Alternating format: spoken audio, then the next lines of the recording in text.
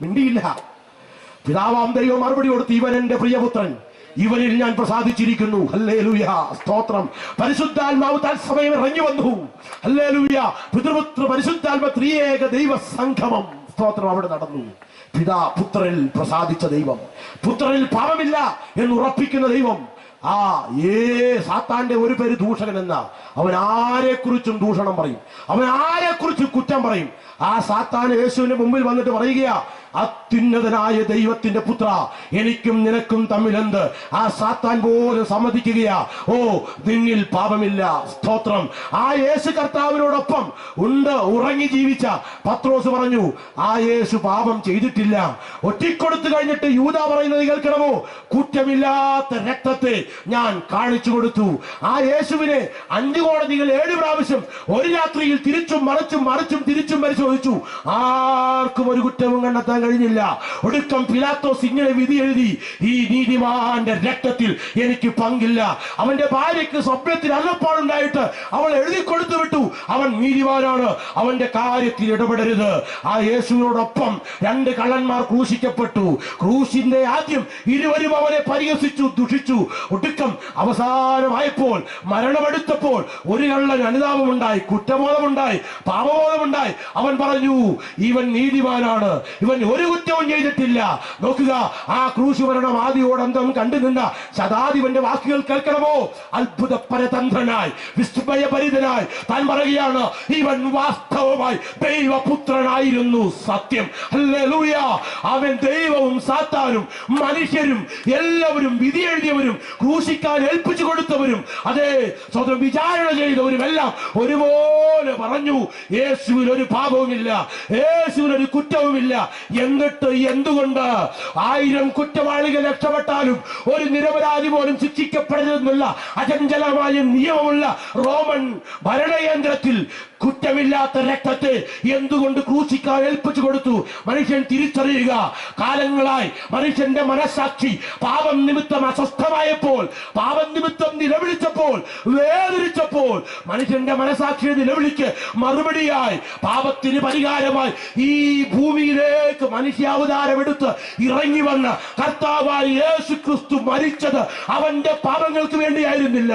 പിന്നെയോ നാം പാപം സംബന്ധിച്ച് മരിച്ച് നീതിക്ക് ജീവിക്കേണ്ടതിന് യേശു ക്രിസ്തു തന്റെ ശരീരത്തിന്മേൽ പാപങ്ങളെ ചുമന്നുകൊണ്ട്, നമ്മുടെ പാപങ്ങളെ ചുമന്നുകൊണ്ട് ക്രൂശിന്മേൽ കയറി. യേശുവിന്റെ ക്രൂശ് മരണം, യേശുവിന്റെ ക്രൂശ് മരണം അവന്റെ തെറ്റിന് വേണ്ടിയിട്ടായിരുന്നില്ല കേട്ടോ. സ്തോത്രം. നമ്മുടെ കുറ്റങ്ങൾക്ക് വേണ്ടിയിട്ടായിരുന്നു. സ്തോത്രം. യേശുക്രിസ്തുവിനെ പുറമുഴുവ് ചാലുപോലെ കീറപ്പെട്ടത് എന്തിനു വേണ്ടിയായിരുന്നു? സ്തോത്രം. നാം ഈ ശരീരം കൊണ്ട് അരുതാത്തത് പ്രവർത്തിച്ചത് കൊണ്ട്, യേശുക്രിസ്തുവിന്റെ 2 കൈകളിലും കാലുകളിലും ആണിയടിക്കപ്പെട്ടത് എന്തിനു വേണ്ടിയിട്ടായിരുന്നു? ഈ കൈ കൊണ്ട് അരുതാത്തത് ചെയ്തു. നമ്മുടെ കരങ്ങളിലായിരുന്നു ആണിയടിക്കേണ്ടത്. യേശുക്രിസ്തുവിന്റെ കൈകളിൽ നമുക്ക് പകരം ആണിയടിക്കപ്പെട്ടു. യേശുക്രിസ്തുവിന്റെ കാലിൽ എന്തുകൊണ്ട് ആണിയടിക്കപ്പെട്ടു? അരുതരുതാത്തിടങ്ങളിൽ സഞ്ചരിച്ച നമ്മുടെ പാപത്തിന്റെ ആവേശത്തിന് പകരമായി യേശുവിന്റെ കാലുകളിൽ ആണിയടിക്കപ്പെട്ടു. യേശുക്രിസ്തുവിന്റെ വിലാപ്പുറം എന്തിനു കുത്തിത്തുളയ്ക്കപ്പെട്ടു?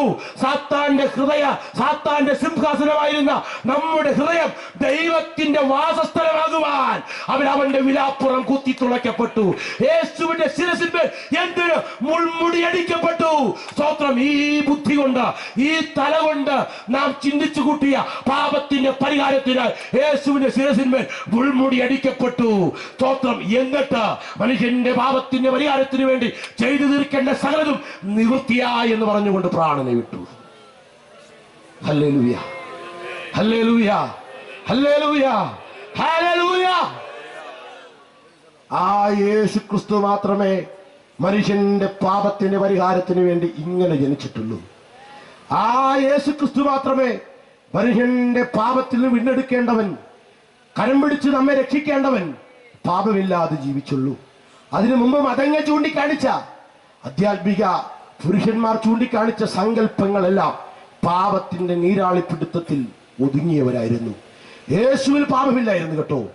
ആ കർത്താവായ യേശു മാത്രമേ, സ്തോത്രം, പെന്തക്കോസുകാർക്ക് വേണ്ടി അല്ല, സ്തോത്രം, കത്തോലിക്കർക്ക് വേണ്ടി അല്ല, ക്രനായക്കാർക്ക് വേണ്ടി, ഓർത്തഡോക്സുകാർക്ക് വേണ്ടി അല്ല, കൂട്ടത്തിൽ അല്പം ഹിന്ദുക്കളെ അല്ല, മുസൽമാനെ അല്ല, ലോകത്തിലെ സകലമായ മനുഷ്യർക്കും വേണ്ടി, കറുത്തവന് വേണ്ടി, വെളുത്തവന് വേണ്ടി, പണ്ഡിതന് വേണ്ടി, പാമരന് വേണ്ടി, സ്തോത്രം, അവൻ ദരിദ്രന് വേണ്ടി, ധനവാന് വേണ്ടി, സ്തോത്രം, ഏത് ദേശക്കാരനാണോ എല്ലാവർക്കും വേണ്ടി, എല്ലാവർക്കും വേണ്ടി, എല്ലാവർക്കും വേണ്ടി മരിക്കുവാൻ മനസ്സ് കാണിച്ച സ്നേഹമയിയായ, സ്നേഹസ്വരൂപനായ ഒരു ദൈവം, ഒരു രക്ഷകൻ യേശുവിനെ മാത്രമേ ചരിത്രത്തിൽ പരതി നോക്കിയാൽ കാണാൻ കഴിയുള്ളൂ.